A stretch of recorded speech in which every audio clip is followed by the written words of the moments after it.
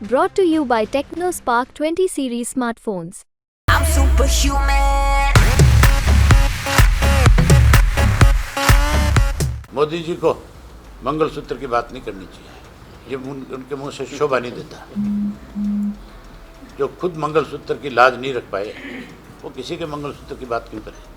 आज भी कांग्रेसी जूतम बाजार हैं आपस में और पूछता है कि हमें दिल्ली जाने से अगर आप रोक सकते हो तो हम आपको अपने गांव में आने से क्यों नहीं रोक सकते। हमारी उम्मीदवार बहुत बड़े वोटों से जीत करके आएगी क्योंकि लोगों का विश्वास हमारे प्रति बड़ा है।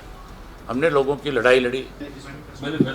बीजेपी ने अपने मैनिफेस्टो में कहीं किसान का जिक्र नहीं किया, कहीं एमएसपी का जिक्र नहीं किया, कहीं ओपीसी का ओल्ड पेंशन स्कीम के बारे में कोई जिक्र नहीं है।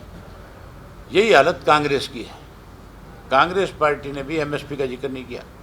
राहुल गांधी ने बयान तो दिया है कि मैं एमएसपी का कानून बनाएंगे। ओल्ड पेंशन स्कीम के बारे में दोनों पार्टियां चिल्लाती है, ये कांग्रेस वाले बहुत चिल्लाए, लेकिन इन्होंने अपनी मैनिफेस्टो में कहीं ये नहीं लिखा कि हमारी सेंटर में सरकार बनने के बाद हम ओल्ड पेंशन स्कीम को लागू कर देंगे।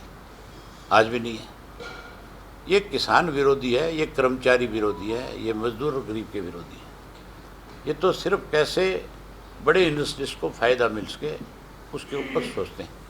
जिस तरह से प्रधानमंत्री नरेंद्र मोदी ने कांग्रेस के मैनिफेस्टो पे सवाल उठाए कि ये प्रॉपर्टियों में सर्वे करेंगे, आपके मंगलसूत्र इकट्ठे करेंगे, जिनके बच्चों को ये सिर्फ और सिर्फ बुखलाहट है प्रधानमंत्री जी। ये मुसलमान को अलग थलग करना चाहते हैं।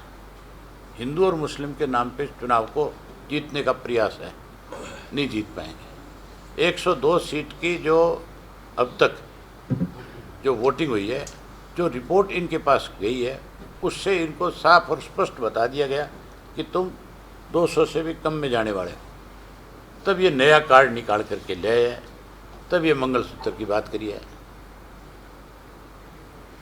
मोदी जी को मंगलसूत्र की बात नहीं करनी चाहिए, ये उनके मुंह से शोभा नहीं देता।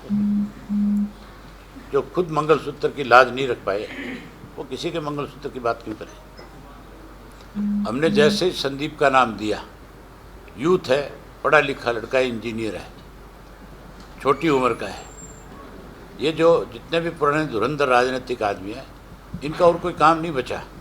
अब ये अगले की कैसे उसका तोड़ निकाला जाए उस काम में लग जाते हैं। और कांग्रेस का जहाँ तिवाड़ी इस बात को लेकर के पिट गया आज कि आज तक कांग्रेस अपने उम्मीदवार तय नहीं कर पाई, अब तक संगठन नहीं बना पाई।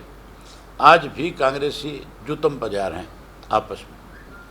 और वहीं भाजपा की हालत ऐसी है कि भाजपा के जो कैंडिडेट्स हैं, चाहे वो कोई भी कैंडिडेट है, चाहे अशोक तंवर जी है, चाहे चौधरी रणजीत सिंह है, चाहे कोई धर्मवीर है या कोई मनोहर लाल खट्टर खुद हैं, कोई कैंडिडेट अब तक जाकर के गांव में प्रचार नहीं कर पाया, गांव के लोगों के सवालों का जवाब नहीं दे पाया। किसानों के साथ जिस तरह का बर्ताव इन्होंने पिछले 5 वर्षों में किया है, आज किसान जागरूक हो चुका है। किसान आज हर आदमी से, हर राजनीतिक व्यक्ति से, जिन लोगों ने उनको प्रताड़ित किया, उनसे सवाल और जवाब करता है और पूछता है कि हमें दिल्ली जाने से अगर आप रोक सकते हो तो हम आपको अपने गांव में आने से क्यों नहीं रोक सकते। ये हमारा भी अधिकार है, तुम्हारे पास तो अधिकार नहीं था, तुम तो सिर्फ और सिर्फ सत्ता की ताकत की वजह से कर रहे थे। आज कील गाड़ने वाले लोगों की कील उखाड़ने का लोगों ने फैसला कर लिया। मैं हिसार के बारे में आपको थोड़ा सा बताना चाहूँगा। हिसार में 3 उम्मीदवार हमारे उम्मीदवार के सामने, एक जेजेपी से, एक बीजेपी से और एक कांग्रेस से आने वाला है। तीनों के तीनों 4.5 वर्ष तक मलाई खाने वाले थे। तीनों ने किसानों को परेशान किया था और उन तीनों उम्मीदवारों को हिसार के जो मतदाता हैं वो बहुत बड़ा सबक सिखाएंगे। हमारी उम्मीदवार बहुत बड़े वोटों से जीत करके आएगी क्योंकि लोगों का विश्वास हमारे प्रति बड़ा है। हमने लोगों की लड़ाई लड़ी, पूरे हरियाणा प्रदेश के किसानों की, चाहे उन पे कभी भी किसी भी तरह का अत्याचार सरकार ने करने का प्रयास किया।